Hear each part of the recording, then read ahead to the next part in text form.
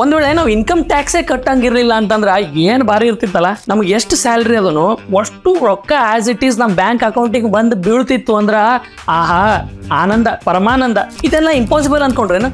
ಇಲ್ವೇ ಇಲ್ಲ. ನಿಮ್ಗೆ ಗೊತ್ತಾ, ಇಂಡಿಯಾದಾಗ ಬರೀ 1.5% ಮಾತ್ರ ಸಿಟಿಸನ್ಸ್ ಇನ್ಕಮ್ ಟ್ಯಾಕ್ಸ್ ಕಟ್ತಾರ. ಅಕಸ್ಮಾತ್ ಈ ಇನ್ಕಮ್ ಟ್ಯಾಕ್ಸ್ ರದ್ದಾದ್ರ ಏನಾಗ್ತದ? ಬೇರೆ ಯಾವ ಟ್ಯಾಕ್ಸ್ ಬೀಳ್ಬೋದು? ಬರ್ರಿ ತಿಳ್ಕೊಳ್ಳೋಣ. ನಾನು ವಿಲಾಸ್ ಕುಲಕರ್ಣಿ. ಇವತ್ತಿನ ಚರ್ಚೆ ಜಾರಿ ಇದೆ ಎಪಿಸೋಡ್ನಾಗ ಅಕಸ್ಮಾತ್ IT ಅಂದ್ರೆ ಇನ್ಕಮ್ ಟ್ಯಾಕ್ಸ್ ಅನ್ನ ರದ್ದುಪಡಿಸಿದ್ರೆ ಏನಾಗ್ತದ ಅಂತ ತಿಳ್ಕೊಳ್ಳೋಣ. ಇನ್ಕಮ್ ಟ್ಯಾಕ್ಸ್ ಅನ್ನೋದು ಒಂದು ಡೈರೆಕ್ಟ್ ಟ್ಯಾಕ್ಸ್. ಅಂದ್ರ ನಮ್ಮ ಇನ್ಕಮ್ ನಾಗಿಂದ ಒಂದಿಷ್ಟು ಭಾಗನ ಡೈರೆಕ್ಟ್ ಆಗಿ ಗೌರ್ಮೆಂಟಿಗೆ ಕೊಡುವಂತ ಒಂದು ಟ್ಯಾಕ್ಸ್. ಎಂಪ್ಲಾಯೀಸ್ಗಳಿಗೆ ಸ್ಯಾಲ್ರಿಯಿಂದಾನೇ ಕಟ್ ಮಾಡ್ಬಿಡ್ತಾರೆ. ಈಗ ಬೆಂಗಳೂರಿನಾಗ ನಾನು ವರ್ಷಕ್ಕೆ 24 ಲಕ್ಷ ರೂಪಾಯಿ ಗಳಿಸ್ತೇನೆ ಅಂತ ಅನ್ಕೋರಿ, ಕೊಡ್ರಿ ಅಂದ್ರೆ ನನಗೇನು 2 ಲಕ್ಷ ರೂಪಾಯಿ ಡೈರೆಕ್ಟ್ ಸ್ಯಾಲ್ರಿ ಬರ್ತಾ ಅನ್ಕೊಂಡ್ರೇನು? ಇಲ್ಲ. ನಾವು ಬೆಸ್ಟ್ ಕೇಸ್ ಸಿನಾರಿಯೋ ತಗೋಣಂತ. ಎಲ್ಲ ಡಿಡಕ್ಷನ್ಸು ಎಕ್ಸೆಪ್ಷನ್ಸ್ಗಳನ್ನೆಲ್ಲ ಮ್ಯಾಕ್ಸಿಮಮ್ ವ್ಯಾಲ್ಯೂ ಅಂತ ಅನ್ಕೊಂಡು ಕಟ್ ಮಾಡಿದ್ರು ನಮ್ಗ ಬರೀ 1.6 ಲ್ಯಾಕ್ಸ್ ಅಷ್ಟೇ ಬರ್ತದ. ಅಂದ್ರ ಸರ್ಕಾರಕ್ಕೆ ಪ್ರತಿ ತಿಂಗಳು ಟ್ಯಾಕ್ಸ್ ರೂಪದಾಗ 40,000 ರೂಪಾಯಿ ಕೊಡಬೇಕು. ಇದಷ್ಟೇ ಅಲ್ರಿ, ನೀವು ಯಾವುದೇ ಒಂದು ವಸ್ತು ಖರೀದಿ ಮಾಡಿ ಅದನ್ನ ಯೂಸ್ ಮಾಡ್ಲಿಗತ್ತೀರಿ ಅಂತಂದ್ರೆ ಅದ್ರ ಮೇಲೆ ಇನ್ನೊಂದು ಟ್ಯಾಕ್ಸ್ ಕಟ್ತೀರಿ. ಇದ್ರ ಹೆಸರು goods and service tax, GST. ರೆಸ್ಟೋರೆಂಟ್ನಾಗ ಊಟ ಮಾಡ್ಲಿಕ್ಕೆ 18%, ಮೂವಿ ನೋಡ್ಲಿಕ್ಕೆ 28%, ಟ್ರಾವೆಲ್ ಮಾಡಿದ್ರ 5%, ಎಲ್ಲದಕ್ಕೂ ಟ್ಯಾಕ್ಸ್ ಕಟ್ಬೇಕ್ರಿ. ಹೊಸ ಕಾರ್ ತಗೊಂಡ್ರ ಟ್ಯಾಕ್ಸು, ಹೊಸ ಮನಿ ಕಟ್ಟಿಸಿದ್ರ ಟ್ಯಾಕ್ಸು. ಅಷ್ಟೇ ಅಲ್ರಿ, ನೀರ್ ಕುಡಿಲಿಕ್ಕೂ ಟ್ಯಾಕ್ಸ್ ಕಟ್ಬೇಕಾಗಿದೆ ಈಗ. ಇದ್ರೊಳಗೆ ಏನದ, ಬರೀ ಎಂಪ್ಲಾಯೀಸ್ ಅಷ್ಟೇ ಅಲ್ಲ, ಎಲ್ಲರೂ ಟ್ಯಾಕ್ಸ್ ಕಟ್ಟೆ ಕಟ್ತಾರಂತ ನೀವು ಯೋಚನೆ ಮಾಡಿಕತ್ತಿರ್ಬೋದು. ಆದ್ರೆ ಖರೇನು ಎಲ್ಲರೂ ಟ್ಯಾಕ್ಸ್ ಕಟ್ತಾರಂತ ನಿಮ್ಗೆ ಅನಿಸ್ತೇನ್ರಿ? ಮೆಕ್ಲೈ ಫೈನಾನ್ಷಿಯಲ್ ಅನ್ನೋ ಒಂದು ಮುಂಬೈ ಬೇಸ್ಡ್ ಫೈನಾನ್ಷಿಯಲ್ ಕನ್ಸಲ್ಟಿಂಗ್ ಗ್ರೂಪ್ನ CEO ಜಮಾಲ್ ಮೇಕ್ಲೈ ಏನ್ ಹೇಳ್ಯಾರ ಅಂತಂದ್ರ, among the rich dodging the taxes has become the second nature. ಇದು ಬಿಡ್ರಿ, ವ್ಯಾರನ್ ಬೆಫೆ ಅವ್ರ ಸೆಕ್ರೆಟರಿ ಅಷ್ಟೇ ಟ್ಯಾಕ್ಸ್ ಕಟ್ತಾನಂತ ಖುದ್ದು ಅವರೇ ಹೇಳ್ಯಾರ. But I'm paying about the same percentage of my income to the federal government as my secretary does. Now ಸೆಲೆಬ್ರಿಟೀಸ್ನು ಈ agricultural land ಖರೀದಿ ಮಾಡಿ ಟ್ಯಾಕ್ಸ್ ಉಳಿಸ್ತಾರ. ಯಾಕಂದ್ರೆ ಅಗ್ರಿಕಲ್ಚರಲ್ ಲ್ಯಾಂಡ್ ಖರೀದಿ ಮಾಡಿದ್ರ ಟ್ಯಾಕ್ಸ್ ಕಟ್ಟಂಗಿಲ್ಲ. ರೀಸೆಂಟ್ ಆಗಿ ಶಾರುಖ್ ಖಾನ್ ಅವ್ರ ಮಗಳು ಸುಹಾನಾ ಖಾನ್ ತಮ್ಮನ್ನ ತಾವು ಅಗ್ರಿಕಲ್ಚರಿಸ್ಟ್ ಅಂತ ಹೇಳಿ ತೀರ್ಮಾನ ಮಾಡಿಕೊಂಡು ಒಂದು 12.91 ಕೋಟಿ ಬೆಲೆ ಬಾಳುವಂತ ಒಂದು ಫಾರ್ಮ್ ಅನ್ನ ಅಲಿಬಾಗ್ನಾಗ ಖರೀದಿ ಮಾಡ್ಯಾರ. ಆಮೇಲೆ ಈ ಬಿಸ್ನೆಸ್ ಗಳದೇನ್ರಿ, ಸರ್ಕಾರ ಜನರಿಗೆಲ್ಲ ಬರೀ ಬಿಸ್ನೆಸ್ ಗಳಿಗೆ ಮಾತ್ರ ಸಪೋರ್ಟ್ ಮಾಡ್ತದ ಅನ್ನೋ ಒಂದು ನಂಬಿಕೆ ಅದ. ಫೈನಾನ್ಷಿಯಲ್ ಇಯರ್ 2021ನಾಗ ಗೌರ್ಮೆಂಟ್ನವರು ಬಿಸ್ನೆಸ್ಗಳಿಗೆ ಟ್ಯಾಕ್ಸ್ ಕಟ್ಸ್ ಅನ್ನು ಕೊಟ್ರು. ಹೇಗೆ ಕೊಟ್ರು? ನೀವು ದುಡಿತೀವಲ್ರಿ, ನಮ್ಮ ಸ್ಯಾಲ್ರಿದಾಗಿಂದ ಕೊಟ್ರು. ಇನ್ನೊಂದು ತೋರಿಸ್ತೀನಿ ತಡೀರಿ. ನಿಮ್ಗೆ ಆ ಬ್ಲೂ ಲೈನ್ ಕಾಣಿಸ್ಲಿಕ್ಕತ್ತದ್ರಿ, ಅದು ಟೋಟಲ್ ಟ್ಯಾಕ್ಸ್ನಾಗ ಕಾರ್ಪೊರೇಟ್ ಟ್ಯಾಕ್ಸಿನ ಭಾಗ. ಅದು ಕೆಳಗೆ ಹೋಗ್ಲಿಕ್ಕತ್ತದ. ಆದ್ರೆ ಪರ್ಸನಲ್ ಟ್ಯಾಕ್ಸ್ ಇಂದು ಮೇಲೆ ಕೊಂಟದು. ಇರ್ಲಿ ಬಿಡ್ರಿ, ಮಂದಿ ಇಲ್ಲಿ ತನಕ ಬರೀ ಲೀಗಲ್ ಮೆಥಡ್ಸ್ ಇಂದ ಟ್ಯಾಕ್ಸ್ ಉಳಿಸ್ತಿದ್ರು. ಆದ್ರೆ ಈಗ ಟ್ಯಾಕ್ಸ್ ಎವೇಷನ್ ಮಾಡ್ಲಿಕ್ಕತ್ತಾರ್ರಿ. ಪ್ರತಿ ವರ್ಷ MNCಗಳು ಮತ್ತು ಪ್ರೈವೇಟ್ ಬಿಸ್ನೆಸ್ಗಳೆಲ್ಲ ಸೇರಿ ಸುಮಾರು 75 ಕೋಟಿಯಷ್ಟು ಟ್ಯಾಕ್ಸ್ ಎವೇಷನ್ ಮಾಡ್ತಾರ್ರಿ. ಹಂಗಂದ್ಮೇಲೆ ಟ್ಯಾಕ್ಸ್ ಕಟ್ಟೋರು ಯಾರು, ಎಷ್ಟು ಮಂದಿ ಕಟ್ತಾರ? ಇಡೀ ದೇಶದ ಪಾಪ್ಯುಲೇಷನ್ನಾಗ ಬರೀ 5% ಮಾತ್ರ ಜನ ಟ್ಯಾಕ್ಸ್ ಫೈಲ್ ಮಾಡ್ತಾರ. ಅದ್ರಾಗ ಬರೀ 1.5% ಮಾತ್ರ ಜನ ಖರೇನು ಟ್ಯಾಕ್ಸ್ ರೊಕ್ಕ ಕೊಡ್ತಾರೆ. ಚೈನಾದಾಗ ಈ ನಂಬರ್ 10% ಅದ ರೀ. ಅದೇ USA ನಾಗ 43% ಅದ. ಅಂದ್ರ ಅಷ್ಟು ಮಂದಿ ಖರೇನು ಟ್ಯಾಕ್ಸ್ ಗೌರ್ಮೆಂಟಿಗೆ ಕಟ್ಲಿಕ್ಕತ್ತಾರ. ಇದ್ರ ಅರ್ಥ ಏನಪ್ಪಾ ಅಂತಂದ್ರ, ದೇಶದಾಗ 98.5% ಜನ 2 ಕ್ಯಾಟಗರಿನಾಗ ಬರ್ತಾರ. ಮೊದಲನೇದು ಕಮ್ಮಿ ಸಂಪಾದನೆ ಮಾಡಿ ಟ್ಯಾಕ್ಸೇ ಕಟ್ಟಂಗಿಲ್ಲ.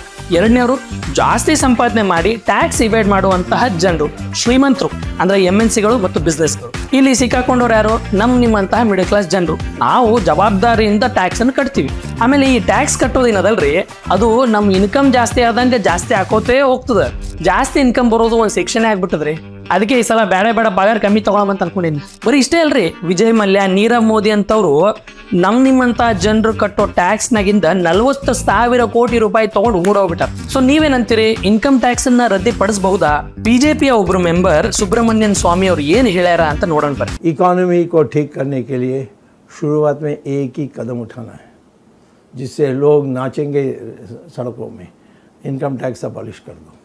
The best thing you can do today, which doesn't seem to get through the heads of anybody, is abolish income tax completely. What's the point of having high income tax? There's no point.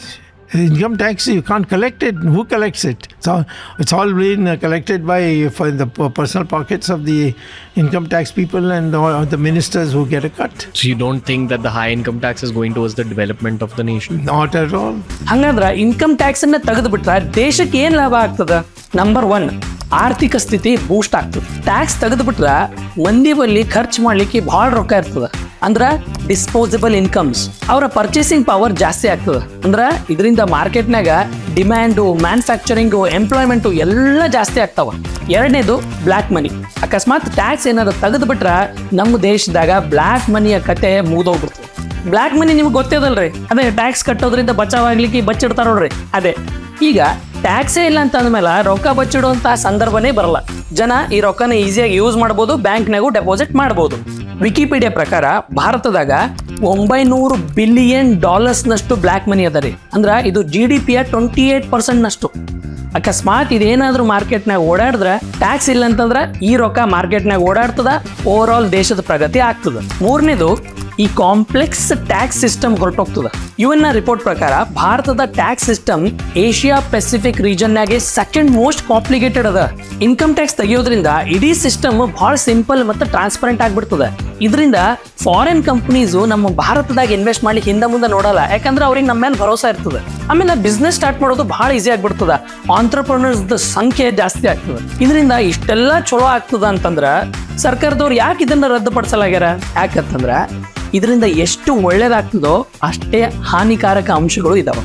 ಸರ್ಕಾರದ ದೊಡ್ಡ ಪರ್ಸೆಂಟ್ನಷ್ಟು ದುಡಿಮೆ ಈ tax ಇಂದಾನೇ ಬರೋದು. ಸರ್ಕಾರದ revenue 9 lakh ಕೋಟಿ ರೂಪಾಯಿ ಅದ ರೀ. ಇದ್ರೊಳಗೆ ಇನ್ಕಮ್ ಟ್ಯಾಕ್ಸಿನ ಕೊಡುಗೆ ಎಷ್ಟದ ಗೊತ್ತೇನ್ರಿ? 15%.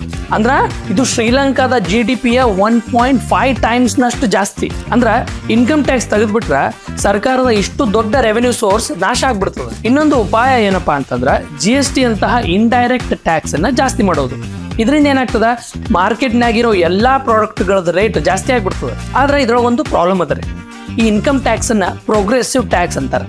ಅಂದ್ರೇನು, ಜನ ತಮ್ಮ ತಮ್ಮ ಇನ್ಕಮ್ಗೆ ತಕ್ಕಂತೆ ಟ್ಯಾಕ್ಸ್ ಅನ್ನು ಕಟ್ತಾರ. ಆದ್ರೆ GST ರಿಗ್ರೆಸಿವ್ ಟ್ಯಾಕ್ಸ್, ಅಂದ್ರೆ ಎಲ್ಲರೂ ಸೇಮ್ ರೊಕ್ಕ ಕಟ್ಟಬೇಕಾಗ್ತದೆ. ಉದಾಹರಣೆಗೆ ನೀವೊಂದು ಶಾಂಪೂ ತಗೊಳ್ಳಿಕ್ಕೆ ಅಂಗಡಿಗೆ ಹೋಗ್ತೀರ ಅಂತ ತಿಳ್ಕೊರಿ. ಈಗ GST ಜಾಸ್ತಿ ಆಗಿರೋದ್ರಿಂದ ಆ ಶಾಂಪೂ ರೇಟು ಜಾಸ್ತಿ ಆಗಿರ್ತದೆ. ಸೊ ಒಬ್ಬ ಶ್ರೀಮಂತ ಎಷ್ಟು ರೊಕ್ಕ ಕೊಡ್ತಾನೋ ಬಡವನು ಅಷ್ಟೇ ಕೊಟ್ಟು ಖರೀದಿ ಮಾಡ್ಬೇಕಾಗ್ತದೆ. ಒಂದ್ ವೇಳೆ ಸರ್ಕಾರ GST ಬೆಲೆ ಜಾಸ್ತಿ ಮಾಡಿದ್ರ ಅದರಿಂದ ಸಫರ್ ಆಗೋದು ಲೋ ಇನ್ಕಮ್ ಇರುವಂತಹ ಜನರು. ಇನ್ನು ಕೆಲವರು ಏನ್ ಹೇಳ್ತಾರಂತಂದ್ರ, ಇನ್ಕಮ್ ಟ್ಯಾಕ್ಸ್ ತೆಗೆದ್ಬಿಟ್ರ ನಮ್ಮ ಎಕನಾಮಿ ಇಷ್ಟು ಫ್ಲರಿಶ್ ಆಗಿ ಎಷ್ಟು ಫಾಸ್ಟ್ ಆಗಿ ಬೆಳೀತು ಅಂತಂದ್ರ ಇನ್ನು ಹೆಚ್ಚು ರೆವೆನ್ಯೂ ಬೇಕೇ ಆಗಂಗಿಲ್ಲ. ಆದ್ರೆ ಇದನ್ನ ಇಲ್ಲಿ ತನಕ ಅಪ್ಲೈ ಮಾಡಿಲ್ಲ. ಹಾಗಾಗಿ ಇದು ಫೀಸಿಬಲ್ ಆಗ್ತದೋ ಇಲ್ಲೋ ಅಂತ ಹೇಳಿಕ್ ಆಗಂಗಿಲ್ಲ. ನಿಮ್ಗೆ ಗೊತ್ತಾ, ಪರ್ಸನಲ್ ಇನ್ಕಮ್ ಟ್ಯಾಕ್ಸ್ ಹಾಕದೇ ಇರುವಂತಹ ದೇಶಗಳು ಕೆಲವು ಇದಾವೆ. ಉದಾಹರಣೆಗೆ UAE ಅವ್ರದ್ದೇ ನಡೀತದ್ರಿ. ಯಾಕಂದ್ರೆ ಅವ್ರ ಹತ್ರ ಒಂದು ಮೇನ್ ರೆವೆನ್ಯೂ ಸ್ಟ್ರೀಮ್ ಅದ, ಎಣ್ಣೆ. ಆ ಎಣ್ಣೆ ಇಲ್ಲ, ಆಯಿಲ್. ಯೂರೋ ನ್ಯೂಸ್ ಅವರ ಒಂದು ರಿಪೋರ್ಟ್ ಪ್ರಕಾರ UAE ಗವರ್ಮೆಂಟ್ಗೆ 40% ರೆವೆನ್ಯೂ ಈ ಆಯಿಲ್ ಇಂದಾನೆ ಬರ್ತದೆ. ಇಂತಹ ಒಂದು ಅನುಕೂಲ ನಮ್ಮ ಇಂಡಿಯಾದಾಗ ಇಲ್ಲ ನೋಡ್ರಿ. ಅದಕ್ಕೊಂದು ಆಲ್ಟರ್ನೇಟಿವ್ ನಾವು ಹುಡುಕ್ಲೇಬೇಕಾಗ್ತದೆ. ಎಲ್ಲರೂ ಸಜೆಸ್ಟ್ ಮಾಡುವಂತಹ ಒಂದು ಆಲ್ಟರ್ನೇಟಿವ್ ಟ್ಯಾಕ್ಸ್ ಅದ ರೀ, ಇನ್ಹೆರಿಟೆನ್ಸ್ ಟ್ಯಾಕ್ಸ್. ಇಂಡಿಯನ್ ಓವರ್ಸೀಸ್ ಕಾಂಗ್ರೆಸ್ನ ಚೇರ್ಮನ್ ಸ್ಯಾಮ್ ಪಿಟ್ರೋಡಾ ಅವರ ಅಭಿಪ್ರಾಯ ಏನದ ಗೊತ್ತೇನ್ರಿ? In America, there is an inheritance tax. So if, let's say, one has $100 million worth of wealth, and when he dies, he can only transfer probably 45% to his children. 55% is grabbed by government. Now that's an interesting law.